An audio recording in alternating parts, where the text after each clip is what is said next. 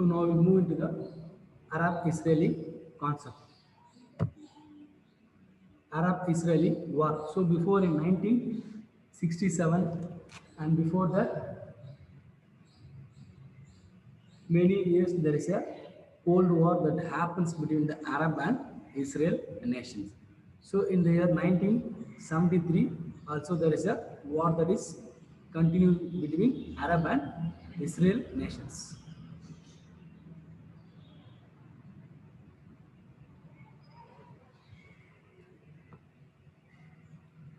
Egypt, Syria, presidents Anwar Sadat and Hafiz al-Assad. So these two are the respective presidents. They are sending a peaceful agreement or asking the Israel nation to come for a peaceful agreement and move out of the Sinai region, which is the part of Egypt and Syrian border. So the Israel refused to move out from the Sinai, which belongs to the Egyptian border or Egyptian territory. They refused not to leave the Egyptian territory or Sinai border. So that led to the Arab-Israeli war in 1973. So on the special day of our religious occasion, 6th October of 1973, Arab Egypt and Syrian forces on one side, Israel on the other side, they are creating war situation and trying to attack the two sides. When it happens for a long time, especially on October 6, 1973, Israel was attacked severely and suffered by heavy casualties, which led to pushback of the forces. So என்ன சொல்லணும், அரபு Israel வாரில் Egyptian president Syrian president இவங்க ரெண்டு பேரும் ஒரு சைடில் இருக்காங்க, இஸ்ரேல் வந்து இன்னொரு சைடில் இருக்குது. இஸ்ரேல் வந்து என்ன பண்ணாங்கன்னா சினாய்ன்ற ஒரு எஜிப்சியன் டெரிட்டரியை பிடிச்சி வச்சிருக்காங்க. அதனால இவங்க என்ன பண்ணுறாங்க, ஒரு பீஸ்ஃபுல்லாக ஒரு அக்ரிமெண்ட்டுக்கு டீலுக்காக பேசுகிறாங்க, வாங்க அப்படின்னு சொல்லிட்டு கூப்பிடும்போது இஸ்ரேல் சைட்லேருந்து என்னன்னு பார்த்தீங்கன்னா, இல்லை நாங்கள் ஒத்துக்க மாட்டோம் அப்படின்னு சொல்லிட்டு எதிர்ப்பு தெரிவிச்சுட்டு நம்ம போரில் மீட் பண்ணிக்கலாம் அப்படின்னு சொல்லிட்டு ஒரு வார் சுச்சுவேஷனை கிரியேட் பண்ணி விட்டுறாங்க. ஸோ இப்படியே ஒரு வார் சுச்சுவேஷன் அக்செப்ட் ஆனதுக்கப்புறம் ஒரு முக்கியமான ஒரு பண்டிகை நாளில் அக்டோபர் மாதம் 6ஆம் தேதி 1973 அன்னைக்கு அந்த இயரில் பார்த்தீங்கன்னா இஸ்ரேல் ஒரு சைடு அரப் ஃபோர்ஸ் ஒரு சைடு ரெண்டு பக்கம் வார் நடந்துட்டு இருக்கு. இந்த வாரில் இஸ்ரேல் ஃபோர்ஸஸ் வந்து நிறைய இழப்பு ஏற்பட்டாலும் அவங்க என்ன பண்ணாங்கன்னா இந்த அரப் ஃபோர்ஸஸை தோக்கடிச்சு திரும்ப அனுப்பிச்சிட்டாங்க. ஸோ இது கடைசியில் எப்படி இந்த பிரச்சனை சால்வ் ஆச்சுன்னு பார்த்தீங்கன்னா யுனைடெட் நேஷன்ஸ் வந்து இந்த விஷயத்தில் தலையிட்டு அதுக்கப்புறம் இந்த வார் சீக்வன்ஸ் ஃபுல் அது கூடவே யூஎஸும் வந்து இன்வால்வ் ஆச்சு, இந்த மேட்டரில் இன்வால்வ் ஆகி இந்த பிரச்சனையை சால்வ் பண்ணி ஒரு மாதிரி பீஸ்ஃபுல்லாக ஸ்மூவாக முடித்தாங்க. That is known as Arab Israeli war during 1973. So remember this two presidents name, important in the 1 marks. So next concept is towards European Union. So next concept is towards European Union. Towards means, so the Europe, they were trying to bring all the European nations under one umbrella. So European nations எல்லாருமே ஒரு கான்டினென்டா Europe peoples Europeans அப்படின்னு சொல்ற ஒரு விஷயத்தை எல்லாரையும் ஒன்னா சேர்க்குறாங்க. That is known as towards European Union. அதுக்கப்புறம் பார்த்தீங்கன்னா நெக்ஸ்ட் என்ன பார்த்தீங்கன்னா council of Europe. So the European nations, they are forming a council. That means they are collectively bringing all the European nations under one head. That is known as Council of Europe.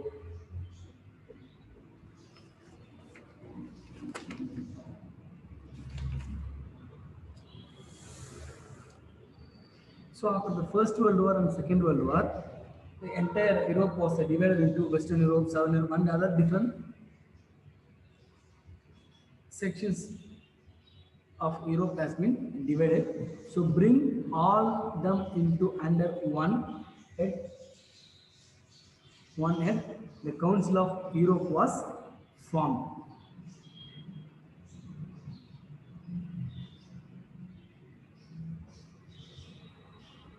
So the major idea of framing this Council of Europe was to prevent the European wars, the main rivalry between the France and Germany. So the Council of Europe எதுக்கு form பண்ணாங்க அப்படின்னு பார்த்தீங்கன்னா, பிரான்ஸுக்கும் Germany தொடர்ச்சியாக அந்த பிரச்சனைகள், சண்டைகள், வார்கள் கண்டினியூவாக வந்துட்டே இருக்கு, இந்த விஷயத்தை சமாதானம் பண்ணுறதுக்காக இதை ஃபார்ம் பண்ணாங்க. அது மட்டும் இல்லாமல் ஒட்டுமொத்த யூரோப்பியன்ஸ் எல்லா நேஷன்ஸையும் ஒரு யூரோப்பியன் கான்டினென்ட்ல எல்லாரையும் ஒன்றா இருக்கணும் அப்படின்னு சொல்கிற அந்த விஷயத்துக்காகவும் இந்த கவுன்சில் ஆஃப் யூரோப் ஃபார்ம் பண்ணாங்க. கூடவே பார்த்தீங்கன்னா சோவியத் ரஷ்யா. ஸோ ரஷ்யா என்ன பண்ணுற மிகப்பெரிய ஒரு மிகப்பெரிய கிரேட் பவராக ஃபார்ம் ஆகிட்டு வருது. அவங்கள எதிர்க்கணும், ரஷ்யாவை எதிர்த்து போகிறான் அப்படின்னா ஒட்டுமொத்த யூரோப்பியன் நேஷன்ஸ் எல்லாமே ஒன்றா இருந்தால் மட்டும் இது நடக்கும் சொல்லிட்டு இந்த கவுன்சில் ஆஃப் யூரோப்பையும் ஃபார்ம் பண்ணுறாங்க. அது மட்டும் இல்லாமல் third world countries, third force அப்படின்ற ஒரு தேர்ட் வேர்ல்டு கண்ட்ரிஸ்னு ஒரு கான்செப்ட் அவங்களும் உருவாகிறாங்க. அதனால் அவங்களும் எதிர்த்து போராடணும் அப்படின்னா நம்ம யூரோப் ஃபுல்லாக ஒற்றுமையாக இருந்தால் தான். அதுக்காக இந்த கவுன்சில் ஆஃப் யூரோப்பை ஃபார்ம் பண்ணுறாங்க.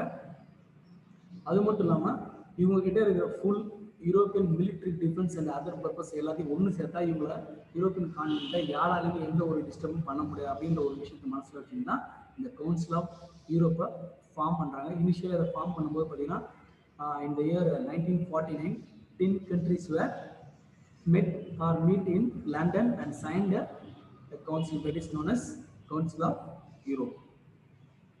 ஸோ இதில் மெயின் மெம்பர்ஸ்லாம் யாராவது பார்த்தீங்கன்னா ஃபாரின் மினிஸ்டர்ஸ்லாம் மெம்பர்ஸாக இருப்பாங்க. அந்த கண்ட்ரியோட ஃபாரின் மினிஸ்டர்ஸ் எல்லாமே பார்த்தீங்கன்னா மெம்பர்ஸாக இருப்பாங்க. That is known as council of Europe. So next concept is ECSC. Next concept is ECSC, European Steel and Coal Community.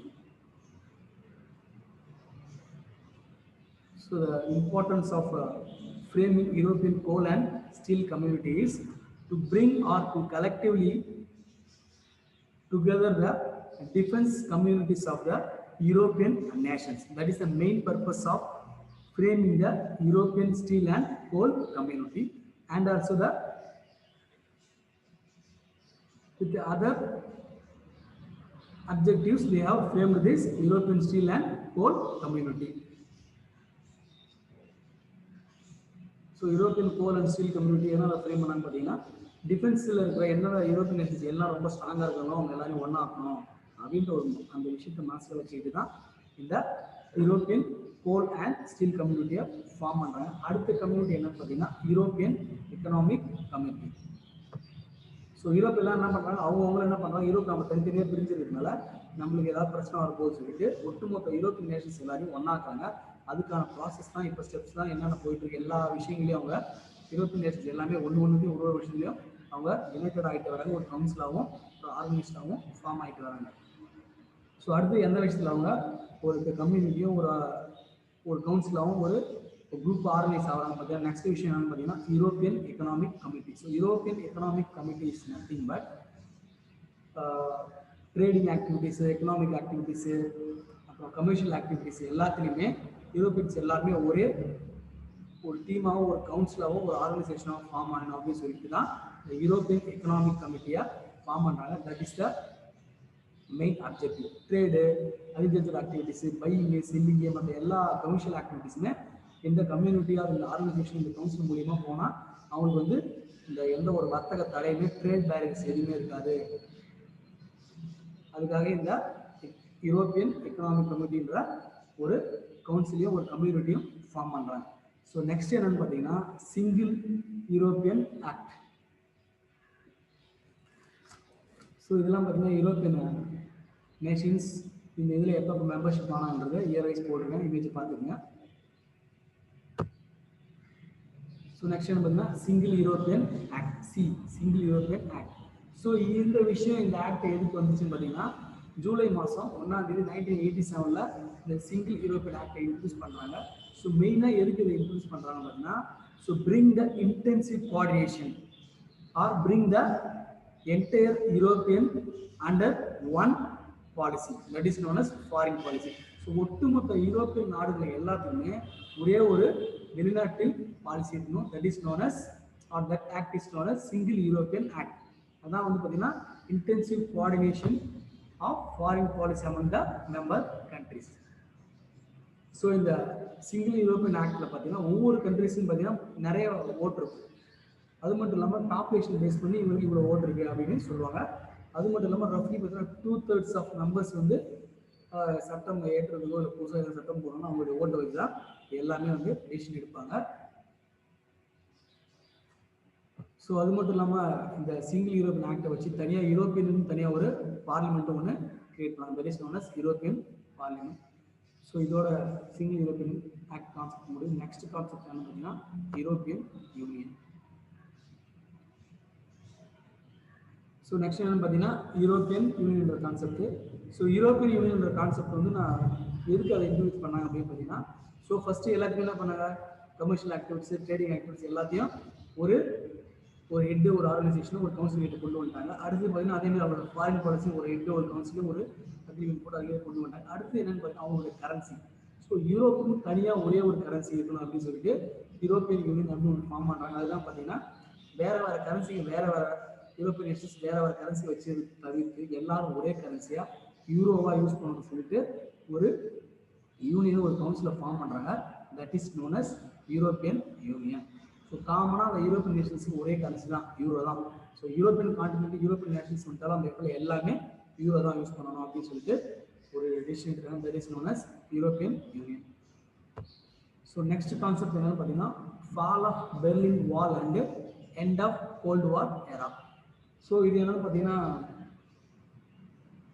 ஜெர்மனிக்கும் Russia உள்ள ஒரு சின்ன பிரச்சனை. அதற்கு இடையில எப்படி பிரியுது, ஜெர்மனி எப்படி பிரியுது, ஜெர்மனி ரஷ்யாவுக்குள்ள ஒரு சின்ன ஒரு கோல்டு வார் சொன்ன ஒரு பிரச்சனை. எப்படி ஜெர்மனி ரெண்டாக பிரியுது, அதுக்கப்புறம் பிரியுற ஜெர்மனியை மறுபடியும் எப்படி ரெண்டாக பிரிஞ்சு கடைசியில் எப்படி ஒன்றாகிறாங்கிறது தான் fall of Berlin wall. So in the beginning Germany was divided into or separated into West Germany and East Germany.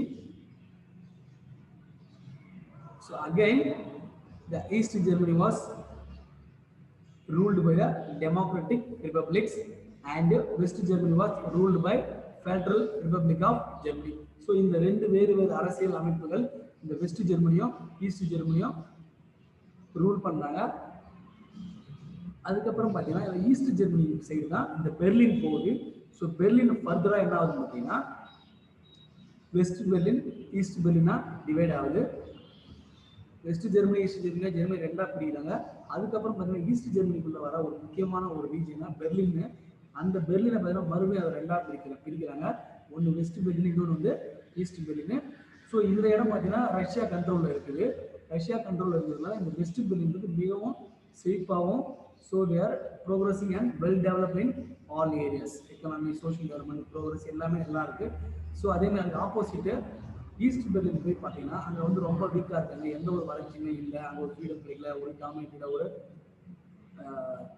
Democracy இல்லை, ஃப்ரீடம் இல்லை, இண்டிபெண்டன்ஸ் இல்லை, இது இல்லாமல் ரொம்ப கஷ்டப்பட்டுருக்காங்க. அதனால் என்ன நடக்குதுன்னு பார்த்தீங்கன்னா ரஷ்யாவுடைய பார்வை வந்து இந்த வெஸ்ட்டு பெர்லின் பக்கம் திரும்புது.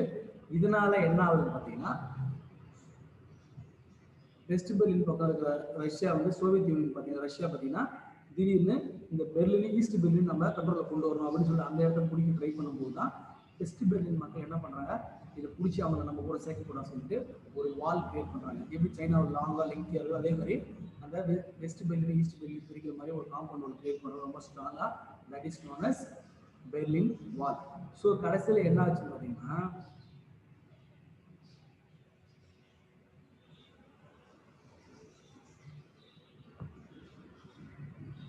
ஸோ இந்த மாதிரி இந்த வாலை வந்து வெஸ்ட் பெர்லினுக்கும் ஈஸ்ட் பெர்லினுக்கும் இந்த மாதிரி பார்த்தீங்க. ஸோ இதான் east Berlin, west Berlin. So அப்படின்னா இது வந்து ஈஸ்ட்டு ஜெர்மனி. இது மாதிரி பிரித்து இருக்கிற ரெண்டு சுச்சுவேஷனில் இதை வந்து ஒன்று சேர்க்கணும் அப்படின்னு சொல்லிட்டு ஃப்ரெஞ்சோடைய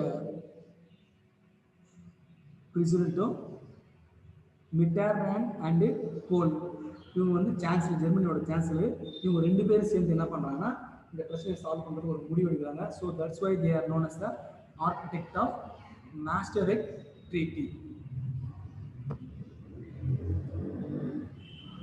பாருங்க.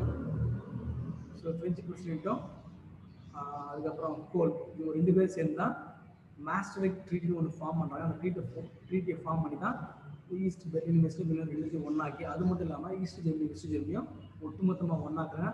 That's why they are known as a architect of Maastricht treaty. அது கூடவே இந்த ஜெர்மனியை கொண்டு போய் யூரோப்பியன் நேஷன்ஸ் மற்ற இருக்கிற எல்லா கவுன்சில்ஸ் எல்லா ஆர்கனைசேஷன்ஸ்லையும் அவங்கள சேர்த்து விட்டுறாங்க.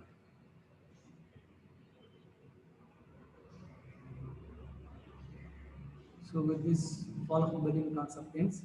Last and final concept is disintegration of the Soviet Union. So first world முடிஞ்சதுக்கு அப்புறம் எப்படி ஜெர்மனி மற்ற நாடுகள் ஆக்குபை பண்ணிச்சுனாலும் ஸோ அவங்ககிட்ட இருக்கிற இந்த வீக்கர் நேஷன்ஸ் எல்லாத்தையும் இந்த ட்ரீட்டி ஆஃப் வெர்சைல்ஸ் மூலிமா so each and every small nations are given independence from Germany and the other central powers. Like that, here after the Second World War, many of the small countries like these nations, Belarusian, Moldovan, Ukrainian, Georgian, Armenian, Azerbaijan, so all these nations were asking for independence from Soviet Union. So that led to the huge nation known as Soviet Union got splitted or disintegrated. Disintegrated means got splitted. So Soviet Union பார்த்தா எங்க பெரிய நாடாக இருந்தாலும் இவங்களோட control மற்ற எல்லா விஷயம் growth development எதுக்குமே வந்து ப்ராப்ளமாக இருக்குது. So that's why the Soviet union got disintegrated or splitted into some small different nations. That is called the disintegration of Soviet Union. So with this, fourth lesson ends. Remaining things we will see in the next session. Thank you.